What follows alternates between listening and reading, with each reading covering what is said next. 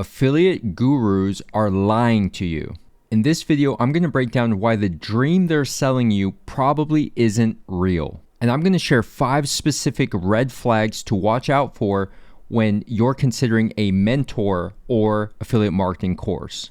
All right, before we hop into today's content, I just want to give a quick update. The brand new and improved 2024 material for the Affiliate Starter Kit drops in a few days on Monday. I just added a new resource today, which is a list of 30 plus profitable affiliate niches ranked by average earnings. Perfect starting point to micro niche down from. The starter kit and specifically the SEO checklist has already helped someone rank on page 1 with a brand new domain in less than 2 weeks. So this is your last chance to get early bird pricing before the launch. It has everything you need to successfully launch that affiliate business and finally go from being a consumer and learning mode to being a producer and finally having something to show for it and growing. You'll learn how I create SEO content and rank as fast as possible in order to grow my affiliate websites. Also, we just hit 100 members in our paid Discord community. And I recently added my first exclusive video on how to get indexed on Google faster, and it's already skyrocketing multiple members' search impressions, and number of index pages. This week, I'll be sharing a website analysis of one of our members' websites for everyone to learn from. All right, let's get back into the video. The first red flag to watch out for is no skills, no experience, no hard work required. Oh, wouldn't that be nice? So I actually recall a video on YouTube that I think is taken down now, but the method that they were sharing was to go download TikTok ads and then basically repost them with your own affiliate link and then run that TikTok ad through your own account. And I remember this video was getting so many views and there were so many comments in the beginning that were like, thank you so much for sharing this step by step and sharing it and making it so easy. I understand this. But then as time went on, people started commenting, hey, my account got banned. What do I do? Right off the bat, this is illegal. This is copyright infringement. If I was able to do techniques that break terms of service or that were straight up illegal, then yes, it would be really easy because I could essentially just spam my affiliate link everywhere I go. And the sad part is videos like that go viral and that stuff sells because it's easy. It's illegal, but it's easy.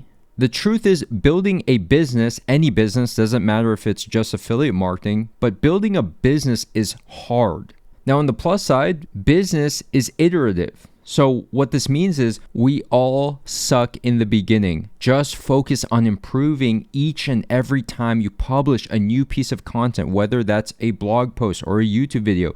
Treat everything like an experiment and just figure out what works and then double down in that direction. So just to give you a concrete example, my first affiliate videos on YouTube and product reviews were literally PowerPoints. They were horrible. And even then, these PowerPoints still made sales on Amazon Associates. As time went on, my videos got better and better. I started to invest some of those earnings into better video equipment. I also got better in terms of the technique when it comes to B-roll and filming and editing and putting everything together. So it's all about taking small bets and then reinvesting your wins into bigger and bigger bets. Now, I'll say the no experience required to start is true. I just received a review from someone who purchased the starter kit and used the SEO checklist to rank on page 1 in a couple weeks, and they knew nothing about SEO or blogging or affiliate marketing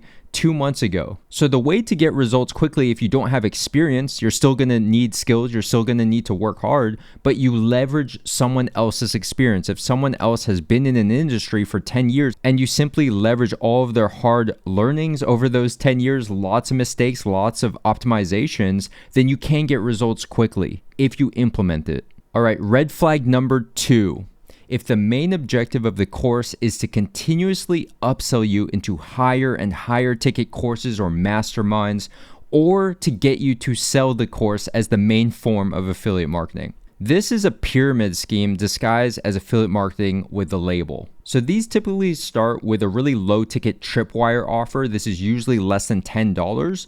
The point of this is to get your payment info and your credit card so they can do countless upsells, downsells, everything, you name it. But once they have your credit card info, it's just one click, just like Amazon Prime, to get you to pay more money. So usually this method has really pushy sales and lots of hard selling, an excessive amount of SMS texts and email follow-ups.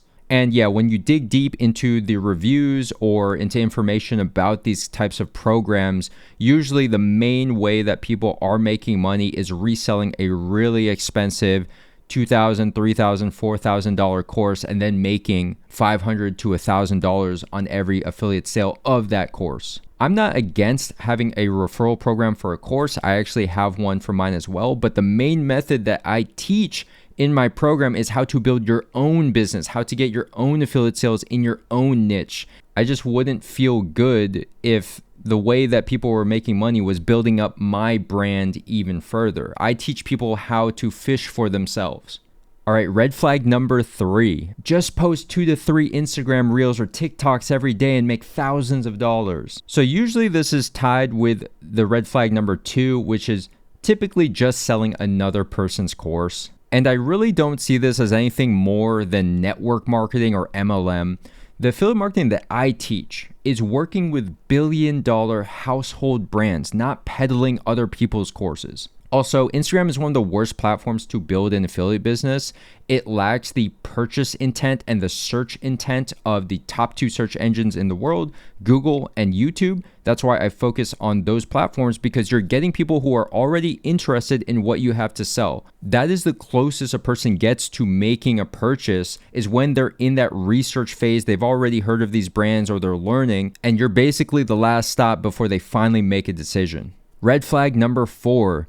Simply throw up a landing page, make a couple quick Facebook, Instagram, or Google ads, paste your affiliate link, and you're done. Here comes passive income. So I've spoken about this outdated method before, but I'm going to break down why this is not a good route to take in 2024 and moving forward. So the first thing is, you aren't building long-term towards any assets that you own. You're taking all the risk for only a piece of the reward. When you spend money on ads to promote someone else's brand or someone else's course or some other company's supplements or whatever, you are the one who's fronting all that ad spend, and you have to figure out a way to make that profitable. So the first mistake here would be if you're simply just running these ads and then trying to paste your affiliate link, which is against terms of service. A lot of people ask about this, and I just want to make it super clear. You can't just make an ad and then make the destination URL the affiliate link, or cloak that affiliate link and try to circumvent it. That is against terms of service. The ad is just not even going to run. Secondly, if they're saying run the paid ad traffic to a landing page that has the affiliate link, you're also missing out because you're not building up your own brand. You're not collecting emails. You're essentially just doing the marketing for another company, and they're the ones who get the reward of the customer and that long time return customer, and nobody knows who you are. Now, I want to say, even if you do collect emails with this method, so let's say the first page, you have a bridge page, and then you have to input your email, or the person who clicked through your ad has to input their email to get to the second page, which does have the affiliate link and the information. If you tried to actually email this list, let's say you collect 500 emails using this method, they are only familiar with the brand or the course or the person you're an affiliate for, not your brand. So you actually don't have any trust or any buyers in this list. They have no clue who you are, and this is just a dead list. Seriously, think about it. If you were to collect emails anonymously using this method, but you're pushing another brand, if you tried to email that list again and said, hey, remember me, I've got something else to sell, nobody is even going to open up that email. The second drawback to this method is that paid ad costs have only continued to rise. So your profit margin is growing smaller each year. You're going to have to spend more for every single click, and you're going to have to find a way where the commission makes sense, that you can afford to pay $5 for every single click, $10 for every single click, depending on the niche. As those clicks rack up, and most people know that conversion rate can really be as low as 1 to 2%, are you really going to get 100 clicks to make one affiliate sale, and is that going to be profitable? And the third drawback to this method is you're completely missing out on that high purchase intent free traffic from SEO on Google and YouTube. Now, that's passive income. You make a piece of content once and you get paid from that piece of content for years to come. When you have a heavy paid ad strategy, what you end up having to do is check your ads and monitor them every single day. And this is really no more than a glorified job. The method that I teach is front loading the work today, but that work lasts on the internet for years and years and it doesn't go away and it can continue to earn you money into the future. That's what makes this so powerful. Now, red flag number 5, the good old tried and trusty, if it sounds way too good to be true. So one of the really popular trends that relates to this sounds too good to be true is done for you. We'll build the business, you just invest up front. Now, me as a seasoned entrepreneur who's still launching businesses and helping others to launch businesses and to succeed, I mean, any experienced entrepreneur would know that this is just an insane proposition. To build a business for someone else, it's already hard enough to succeed with one business that you launch. And even if you were successful in the past, it doesn't mean you're going to be successful with your second or third venture, but probably you've learned some things along the way that are going to shift the odds in your favor. But to say that you're going to build a business for someone else, all they have to do is put up the capital and you're going to build a second, a third, a fourth. And let's say you build 50 businesses for 50 other people. This to me just doesn't make any sense. Building a business is hard. Go back to my first point. So to build a business for, let's say, anywhere from 50 to 100 people, in this case specifically, that's where you would just build the business yourself and you would put all that time and energy into just your business because it's hard enough as it is. Now, I'll say done with you, which is something that I really want to focus on my approach to coaching in 2024 and the revamp of my one-on-one mentorship program. Done with you is very powerful. Because for me, I've identified that the foundational steps of choosing a profitable micro niche, picking a $1 million brand, doing your initial keyword research to get your domain off the ground for the first 50 blog posts or so.